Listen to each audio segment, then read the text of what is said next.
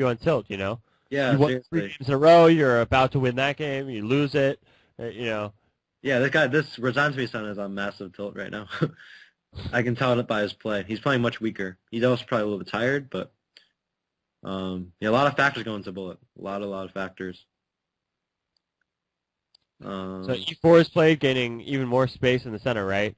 Black's in trouble now. I mean, White's in trouble. The E5 pawn is really, really weak. Bishop takes C4, maybe? Or knight takes E5 immediately. I think that's a mistake. Knight takes E5. F6 has to be played after knight takes E5. F6 here. Yeah. Winning the pawn back. Takes. He could have taken on E5. I don't know why he didn't do that. Now that's a really good move. Bishop G2 has to be put, but then queen takes A2. Double threat. Queen takes A2. Now queen takes E5 is probably necessary once again. You know, try to get something going. But right, when your opponent attacks on the side, you counterattack in the center. Yeah, I mean, open lines for your king, but now it's, yeah. I mean, now White has no hope at all.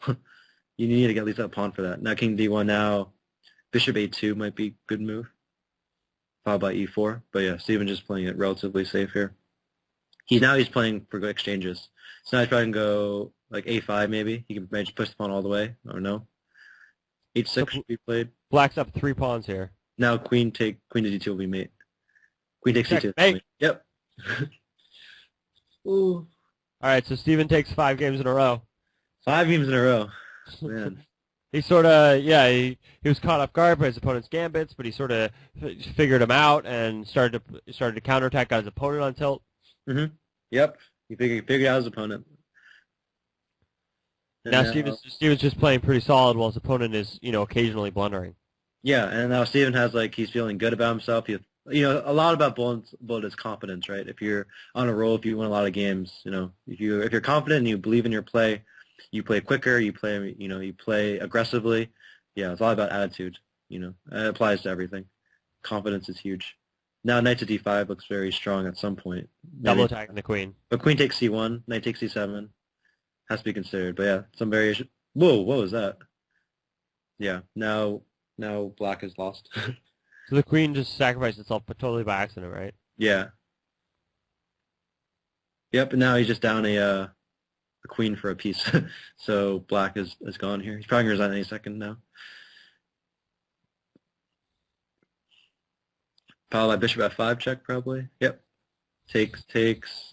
Oh, no. Bishop takes C4. Queen to B7 is strong here. He missed it, but it doesn't really matter. Covering the back rank before he tries to checkmate. Yeah. Always be safe, yeah. Left, always provide left if you have the time. Queen to B7. Yeah, just there's so many ways to finish this off. It doesn't even really matter how White approaches, as long as he moves quickly, right? Doesn't really matter. So now it doesn't really matter at all. Even like queen to D4 here. Yep. Even queen takes F6 would be a viable move, but yeah, win the rook like this way. Queen takes B2, win the rook, and it's over. All right, 15 seconds left. He took his opponent out. I mean, it's very, very easy once you have that much material. See, Resign to Me sounds like his gambits aren't having as much effect now. Steven's getting, you know, much more solid positions where he can outplay his opponent. Yeah. E5 here is not as strong because he can take. Now knight takes. And now that pawn on E5 will either be like the killing thing for White, or okay, now Black loses, White loses the exchange. Ouch. Oh, maybe making like king G1 and it's not anything. Maybe they're no good discoveries. Knight to D3. Interesting. They're no good discoveries. Maybe he'll just be happy with taking the bishop on C1. Yeah, getting the 2 bishops. That's what I would have done. And in this position, you know, I love my knights, but the bishops are better here because it's an open position, and you know the knight's advantage won't be felt until the end game if White can last until then.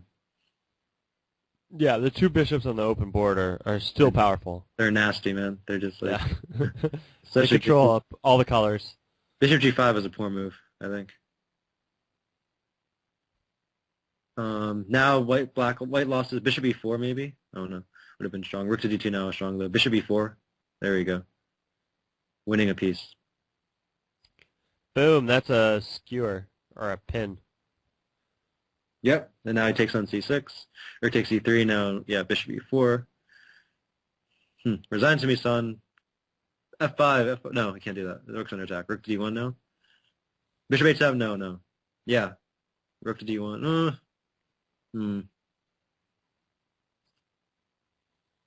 A lot of attack shit has happened. Takes, rook to d1. No, nice under attack. Knight h6. So White was up a piece, but he Was just up a piece, lost but then the back, right? some weird tactics happened, and I think White could have done something, but he messed it up on the time pressure. And now White just lost a piece. Now White lost a piece, yeah. A complete 180. And once again, that's confidence, that's frustration, that's tilt, And if he loses this game, you'll be so upset. Like, he should probably just stop after this if he loses. He's definitely losing this game. Now Steven should probably just take on b3 to be safe. If you take that last pawn, then, okay, anyway, now it's safe. To ensure the draw. Ensure at least a draw, right? Yeah. Come on, Steven. He's not making the best pre-moves. I know, he just hung his queen. In this position here, it's all about trying to make your opponent, yeah. He didn't have that good pre-move technique there, but that's like a different thing. The pre-move, there's like an art to pre-moving a pre-move technique, like in the last 10 seconds of the game. So he shouldn't have gone for checkmate. He should have gone for some queen checks. Yeah, he should have gone for a lot of queen checks that make his opponent, they make his opponent hard to pre-move stuff, right? Right. So like do random queen moves that like awkwardly, sometimes we don't check, sometimes move it to a square where you think your opponent's going to go in anticipation of a check. So, just make the queen moves random and kind of like that so it can't be predictable. You should have done that, but. Okay, and that's the end of the Steven Breckenridge Resign to Me Son chess match. I played 16 games, and Steven won 10.5, and Resign to Me Son won 5.5.